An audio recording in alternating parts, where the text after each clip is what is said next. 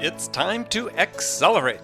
Hi, I'm your host, Andy Paul. Join me as I host conversations with the leading experts in sales, marketing, sales automation, sales process, leadership, management, training, coaching, any resource that I believe to help you accelerate the growth of your sales, your business, and most importantly, you.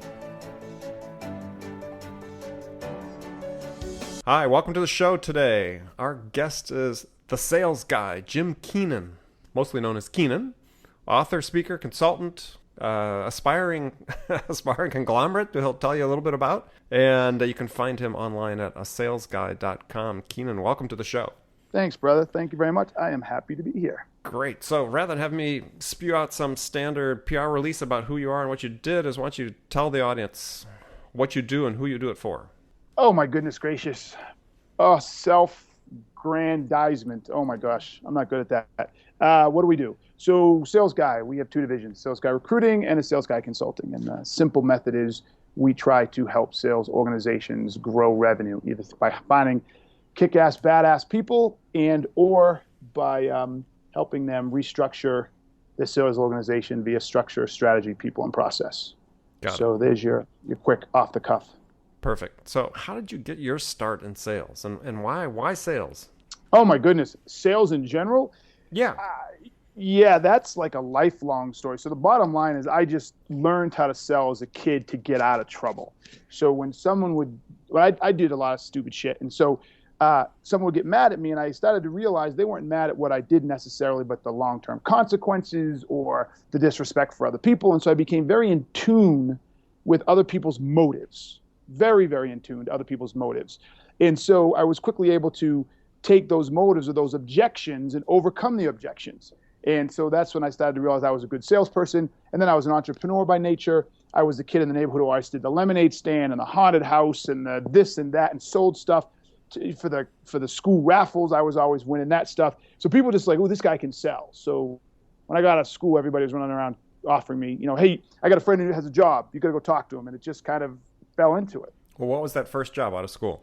I was a sales rep for the Denver Metro Chamber of Commerce. I was actually in a little known fact, almost nobody knows, you'll get a chuckle out of this. For years, I modeled around the country, and I was in South Beach, Miami for the season modeling, and a friend said, look, I got a job for you, you got to come home.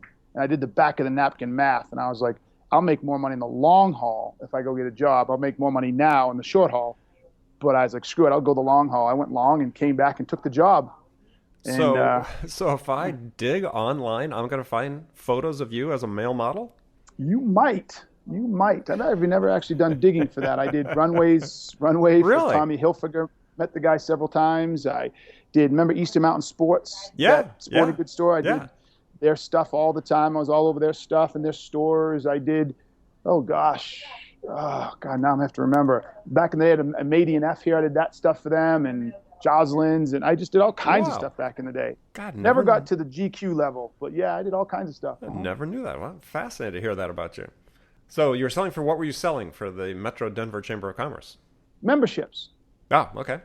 All right. Yeah, memberships. And first year, beat almost every record they had. I was their top rep, and I was there 1 year and crushed it. Beat people who've been there 3 or 4 years. Everything I had known or believed about selling fell right into place. Just hustle, understand their buying motives. I mean, all this stuff was innate to me from all those years of getting myself out of trouble. So I just went in and killed it.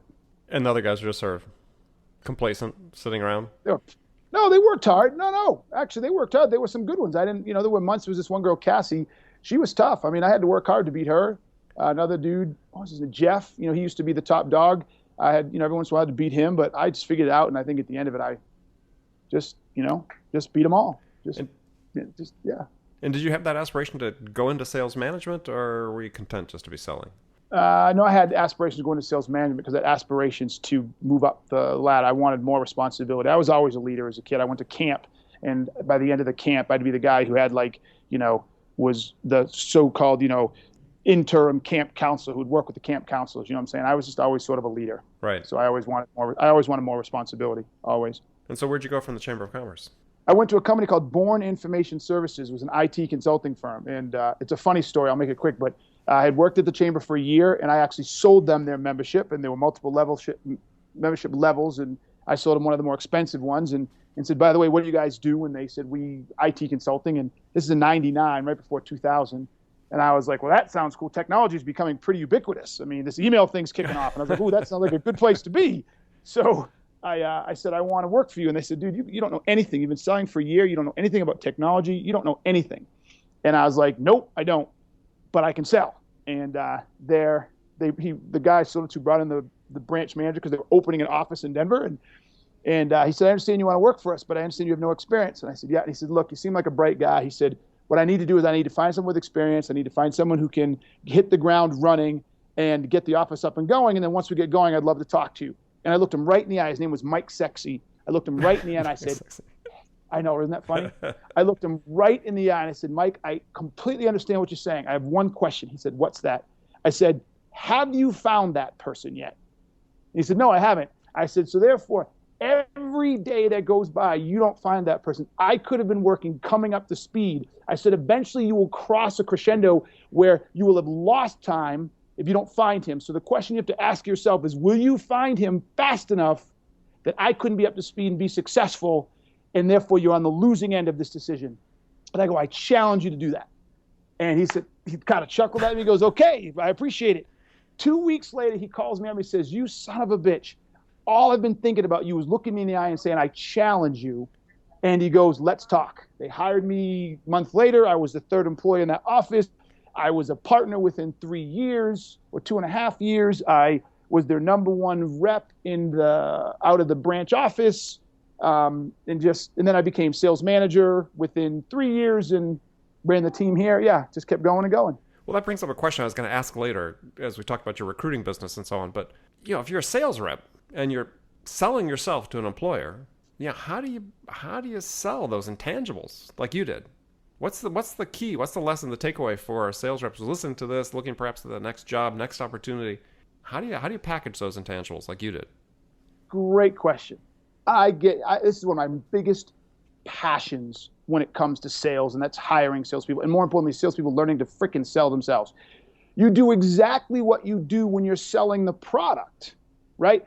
When I was talking to Mike, unbeknownst to myself, it was intuitive, but what I quickly realized what his challenge was. He's opening an office. He needs to get up and going quickly. He hasn't found the person that can do that yet. He's looking for experience, but if he doesn't find that experience quick enough, he's going to lose sales here. So that's all business problems, right? Mm-hmm. Just like any other type of business problem, if you're selling a sales acceleration tool, if you're selling a HR system, or if you're selling a finance system, those are the business problems. So I quickly inserted myself as a solution to his business problem and said, okay, I get it. I actually stated it back to him at the time. I don't think I realized what I was doing, but I said, okay, here's your problem. You need to hire someone quickly. You don't have that person yet. If you don't get that person fast enough, you lost time that I could have been working. Are you willing to take that risk? That's just citing back his business problem, right? Mm-hmm. So I got the guy thinking about it, and I've treat it exactly, not kind of like, not similar to, not almost like, treat it exactly like a sales call. And you're sitting across from that interviewer and you ask them every question you could possibly imagine about that sales organization, why they're not making their sales goals, what some of the salespeople are doing successfully, what they're doing poorly, what they'd like to see the sales team do differently, why they don't think they're penetrating accounts, where they think they can improve in the territory management, et cetera, et cetera, et cetera. And when you get all those holes, all you talk about is how you and your selling approach and your sales methodology and the things you've done in the past fix those holes. Oh, you said your team struggles at territory management and getting into accounts, but they don't know who you are. Well, let me tell you, one of my things I'm best at is selling the intangible and connecting with people who don't understand. How do I do that? I leverage education. I educate people before I start selling to people, blah, blah, blah, blah, blah. Now I'm filling your holes. You can't help but hire me. So let's look at the flip side of it then. So why is it so hard for business owners and business managers, CEOs and VPs of sales to make good hiring decisions? They don't trust it. Well, two reasons. First, most people don't sell that way. Most people get across from you and they play the game. They tell you what they think you want to hear. I've watched people sell on the recruiting side. I don't spend too much time in it, but my recruiters do. But every once in a while I interview people and I watch them sell themselves out of a job because they start telling you what they think you want to hear. They focus too much on this checklist of stuff. And if you don't have the perfect checklist, you get bounced out. So salespeople, one, it's hard for sales managers because salespeople don't know how to sell themselves. The second one is sales managers and sales leaders, they're chicken shit. They're afraid to hire people who don't have this certain checklist, 10 years experience, this, SaaS experience. One of my favorite ones, and to all you listeners and sales managers, listen up. If it doesn't matter if someone has sold SaaS or not, SaaS is no different than any other sale. It's a freaking platform. So let it go, right? They got to let it go. And they got to trust, right? They want the checklist because they want the tangible stuff. And then finally, it's because when they try to get the intangible stuff, they don't know how to, what's the word I'm looking for? They don't know how to apply for it. Look for it. They don't know how to test for it. They don't know how to ask questions for it. Well, and that's the key, so right? Yep. So Good example. I think it's, oh, sorry, go. Well, I was going to say, how does, I'm a firm believer of actually testing, salespeople on the knowledge they need to have or the skills they claim they have. And yet, so it seems like managers they think it's such a radical idea. I had a client that was trying to hire a director of sales that was going to be both a manager and a bag carrier and needed to be self-sufficient doing presentations. So we brought the candidates in that we screened the resumes and brought candidates in that we thought were going to fit the job and put them in a room with a laptop and a brochure and said, put together a three-slide PowerPoint presentation on this product.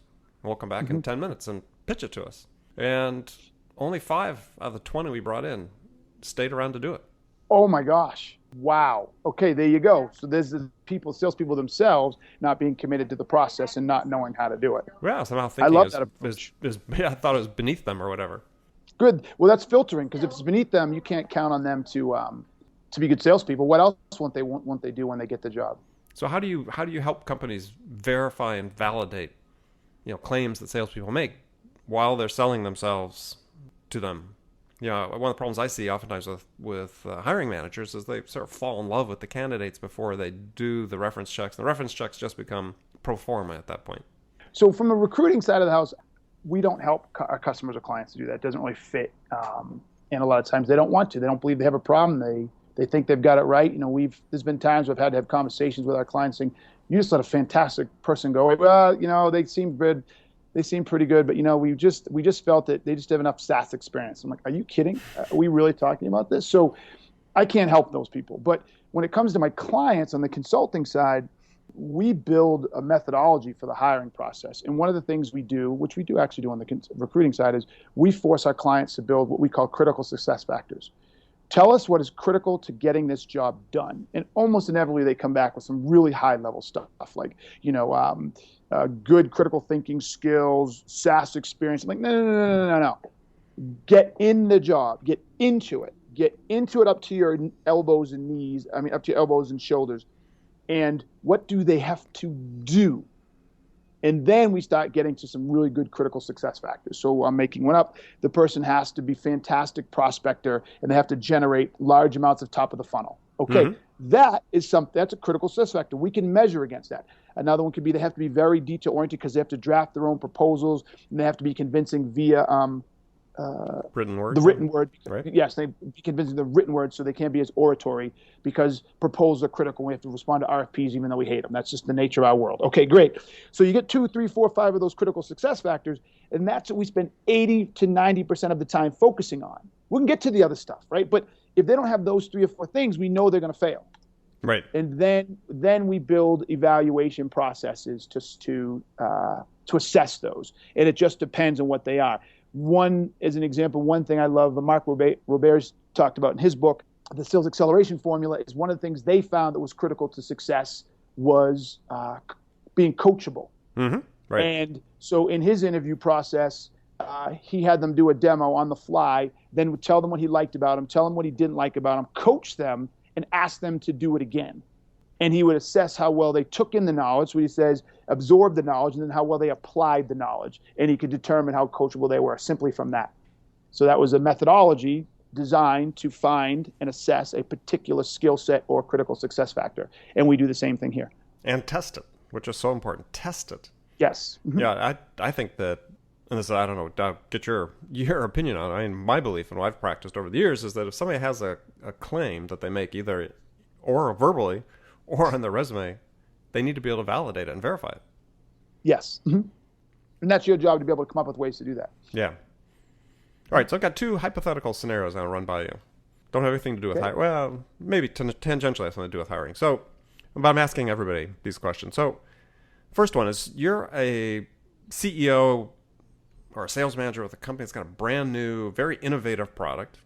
And perhaps you're creating a new category, a new market niche with it. What are the two things most important things you need to do to like build critical momentum in the marketplace for an innovative product? I mean, how do you sell innovation? So I'm a huge fan of teaching. So in the market was the thing I'm zeroing in on. The first thing you have to do in the market is almost everything you put out has to educate and teach. And not about your product per se. Mm-hmm. It can be one of every 5 pieces you put out. But you have to educate on the problem.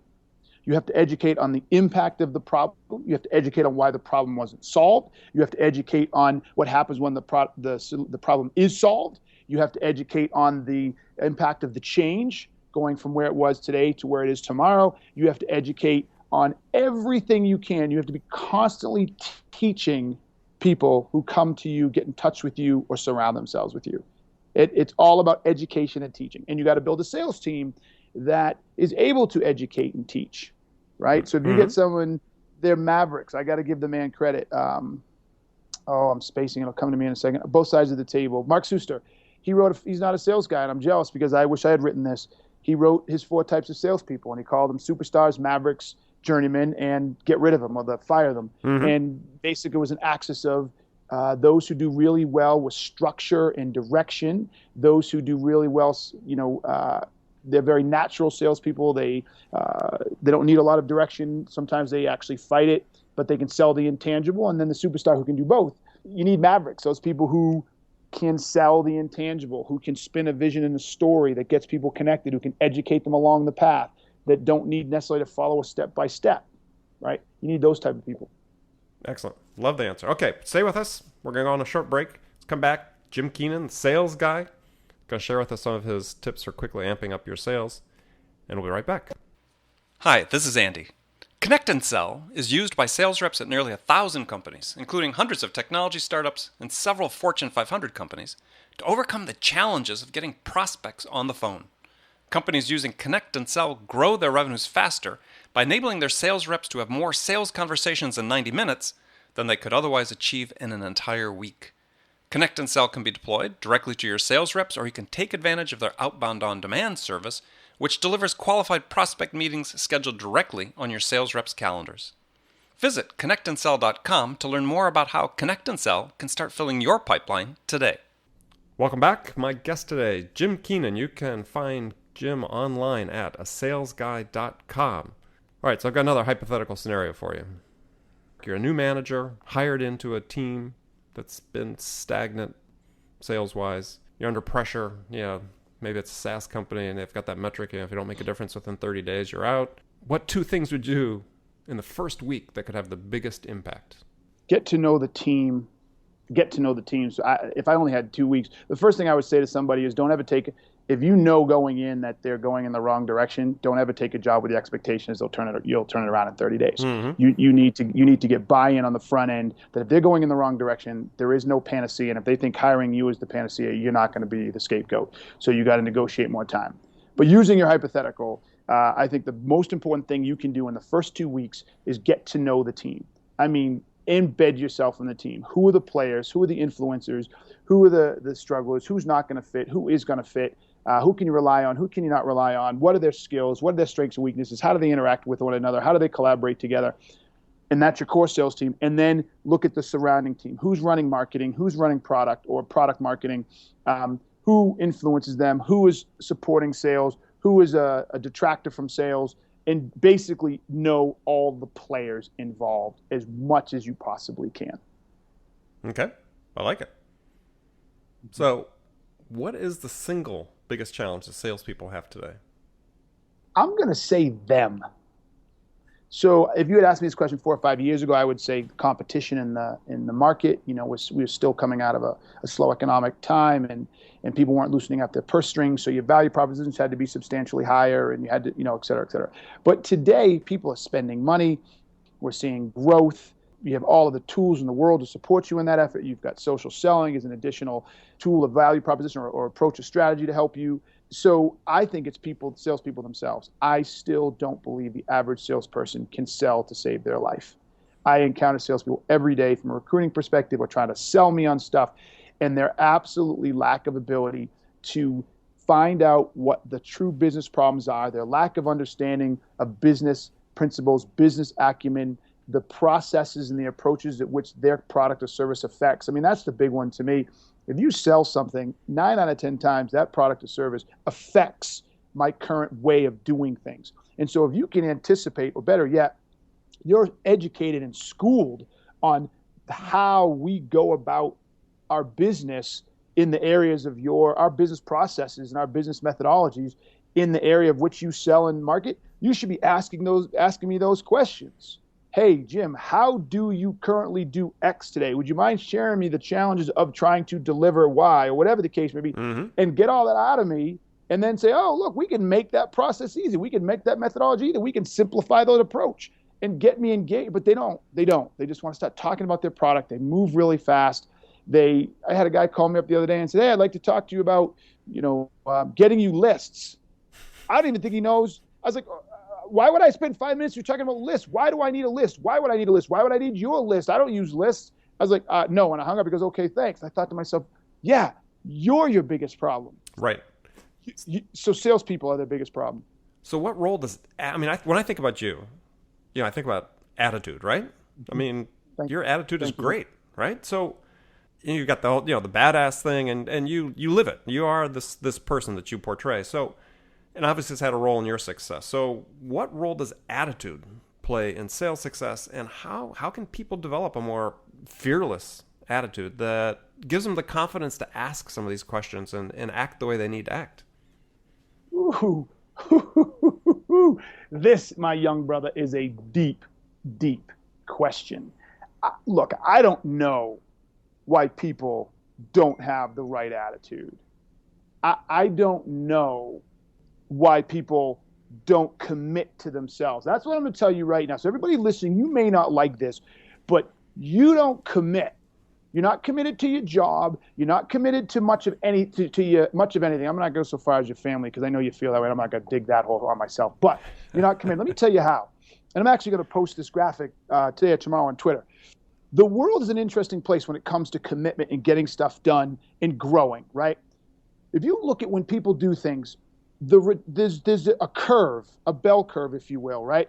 Where when you do something, when you commit to something, whether it's playing soccer, whether it's learning to be a salesperson, whether it's your job, whether it's skiing, whether it's whatever.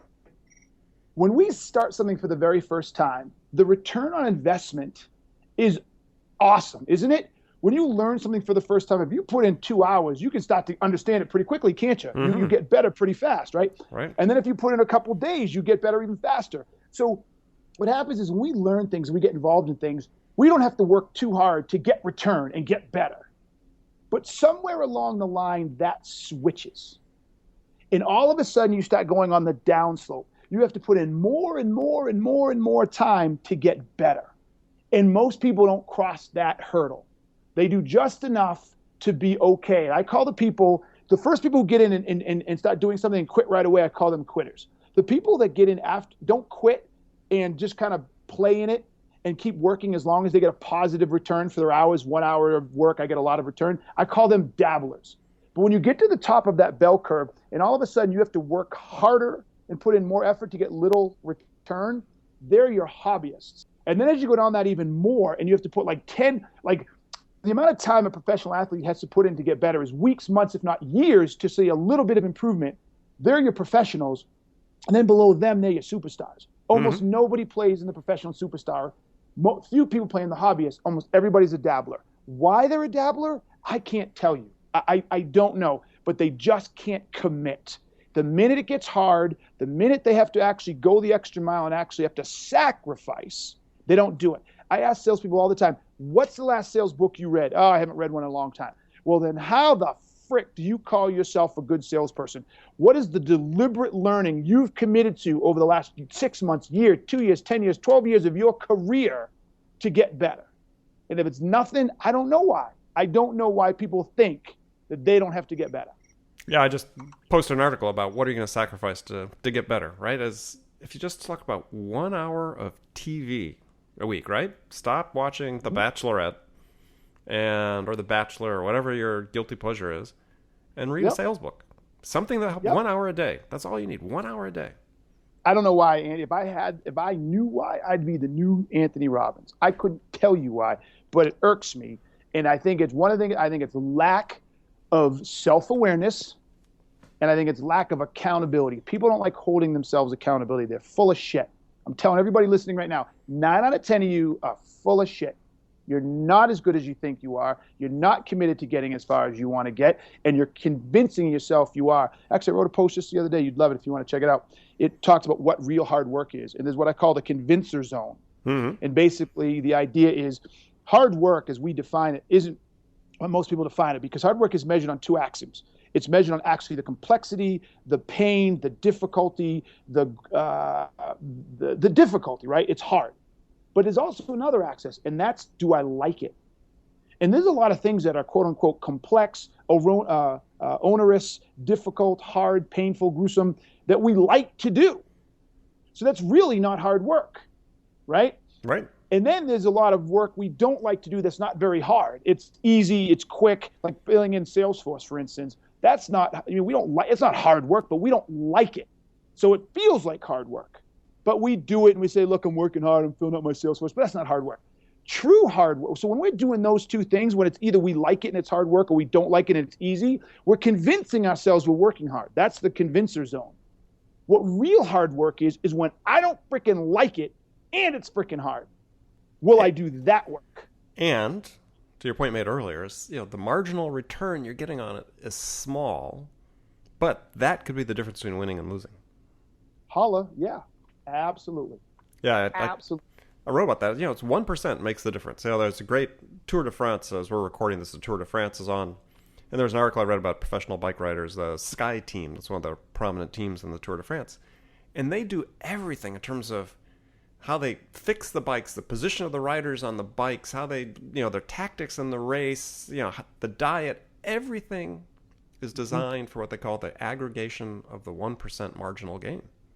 They're just looking for 1% difference.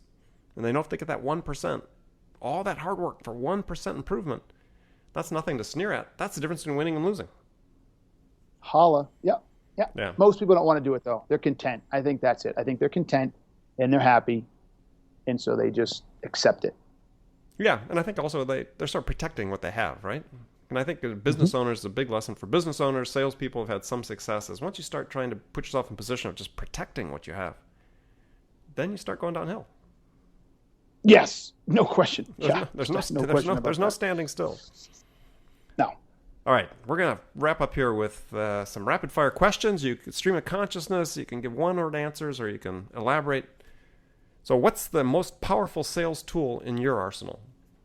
I'm going to go with BombBomb right now. I'm a big fan of BombBomb. My team uses it. I don't use it as often because I'm not selling as often, but I'm going to go with BombBomb. Okay, that's a video email tool, right? Yes, okay. Video email tool. So who's your sales role model? I guess Richard Branson is someone I admire and I like to follow. MLK, because not only did he build the vision, he did it non-violently. And I always think, boy, talking about a sales job, you got millions of really pissed off, oppressed, physically beaten down people, and he got them to march into Hell's Kitchen and not raise a fist. I just want you to think about that sales job for a second. So, So, I mean, yes, MLK from that perspective.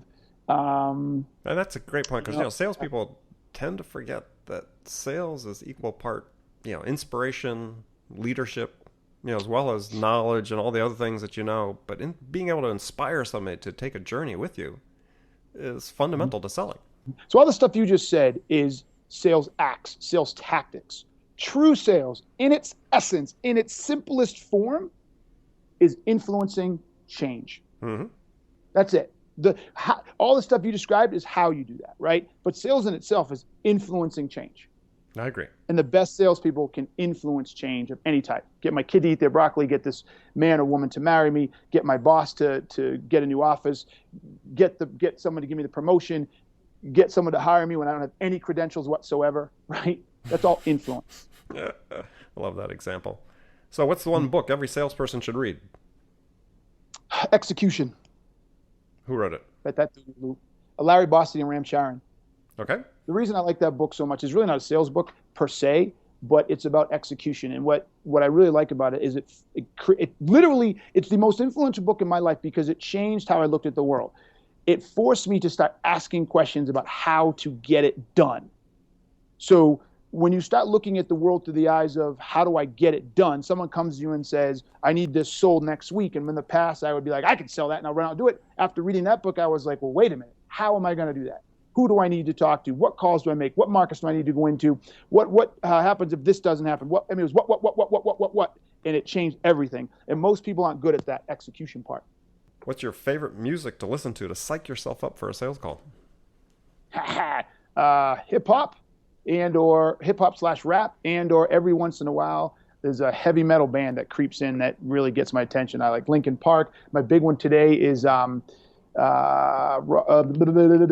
Finger Death Punch is one of my favorite bands right now. Pretty heavy metal. Yeah, I don't know them. Okay, Five Finger. It's pretty heavy, but it snuck in. They got a great song called "Wrong Side of Heaven," and so yes, to get me pumped up, I listen to some pretty heavy stuff on the rap side or the heavy metal side. Not necessarily meant for kids, but it works for me. That's what I ski to too. Yeah, I don't think we have many kids listening to this. So, what's your definition of value in sales? My definition of value. That's an interesting question. How do you define value? My definition of value is what the customer or client says is valuable. So I dig there. I try to find out how they measure value, and that's what I shoot for. Because if I think it's valuable, it doesn't matter. What do you do to keep fit and healthy? GENES. I've been blessed with genes. Thank mom. I'm 47. I still have almost the exact same body I had when I was in high school, right down to the abs, and I don't work out. You do ski, though. I do ski, but I've skied so long and so well that it's efficient. Like, I don't burn any calories. I mean, I'm sure I do, but I ski so efficiently, it's not a cardio workout. Gosh, may we all be blessed with your genes. So, yes, thanks, Mom. The one question you get asked most frequently by salespeople. How do you get someone re-engaged? I think is one of the most popular. So they go dark. How do you get people go dark to come back into the scene? That's probably the one I get the most. What's your answer? It's a twofold answer. So the tactical answer is you gotta basically go back and hold them accountable for what they said. So if they said, "Oh, I'll get back to you in a week," or they said whatever they said, you have to hold them accountable. So I'm confused. You said you talked to me in a week, or I'm confused. You said, and you put it back on them to hold them accountable. And that's not 100%, but it gets you. It's amazing how people react when they realize that they're being jerks, right? And then the other one, because it's going dark. Not people you can never got in touch with. But when someone goes dark, you had some interaction with them, and they said they were interested. They said something, right? They set some expectation. So I help people. I say, look, you got to craft an email that holds them accountable. You list what they said they would do. You list the timelines they said they would do it. You say you're confused because it's not getting done, and then you challenge them with why not and what can you do different and how do we close the loop or whatever. And that usually gets them back on the line. Doesn't always sell it, but it gets you re-engaged. The other part I tell them though is I teach them that you're in this situation because of all the stuff you didn't do up to it. So either you didn't understand what their value proposition was, so you were selling ether and they finally got bored of your stuff, or you didn't take control of the sales process. And when they said, okay, great, let's talk in a week, you didn't try to schedule it right then, or you didn't attach the sales process to a deliverable or a business challenge that is important enough or valuable enough to keep them engaged. So usually it's a whole series of sales issues or problems that culminated in not getting back with you and going dark. Not actually them. It was all you up to that point. And I teach them how to keep that from happening again. Perfect. Good answer. Good one-word answer, too. So, last question. What do you do each and every day to get better, either at work or in life? I read a lot. And now I'm actually watching a lot more videos. I've been producing more videos, so I find myself watching more videos. And the other thing I do, and this is probably a good way to end, I deliberately learn. And I've written about this constantly on my blog. Deliberate learning says, what don't I know and what do I want to know tomorrow? And if you can build a mentality about deliberate learning, the sky is the limit. Most people don't deliberate learn. They learn reactive. They watch, oh, hey, look, I just learned that. Or, oh, hey, that was neat. They don't sit down and say, oh, shit, what don't I know? And what do I want to know tomorrow? And best yet, what will be most productive for me to learn today? If I knew this today, how much better would I be? Okay, great. I'm going to go learn that. Yeah, it's amazing what curiosity does for you. Yep, deliberate learning. Yep, deliberate learning. So curiosity should drive the deliberate learning, but be deliberate in your learning. Don't be open to learning. That's everybody, oh, be open to learning. No, fuck that. Be deliberate. Know exactly what you're going to learn and why it's important and why you want to learn it, and go learn it, check it off, and then go learn something else. Perfect. I love it. So that's been Jim Keenan. He's been our guest today. Jim Keenan, a sales guy. So Keenan, tell people where they can find you. You did a good job. salesguy.com, Keenan on Twitter, Keenan on LinkedIn. And that's Keenan. Yes. And if you just Google Jim Keenan, you'll find me everywhere. So God forbid I better not break any crimes, break any laws, because they will find me in an instant. New York Minute. Boom.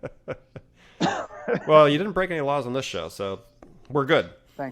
Thanks, brother. So we're going to sign off. Remember, people, if you're an entrepreneur, you're in sales. And if you're in sales, you are an entrepreneur. And as Jim said, you need to make it a part of your day every day to deliberately learn something new to help you amp up your business. So until next time, this is Andy Paul. Good selling, everyone.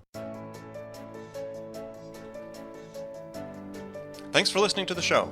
If you like what you heard and want to make sure you don't miss any upcoming episodes, please subscribe to this podcast on iTunes or Stitcher.com. For more information about today's guest, visit my website at andypaul.com.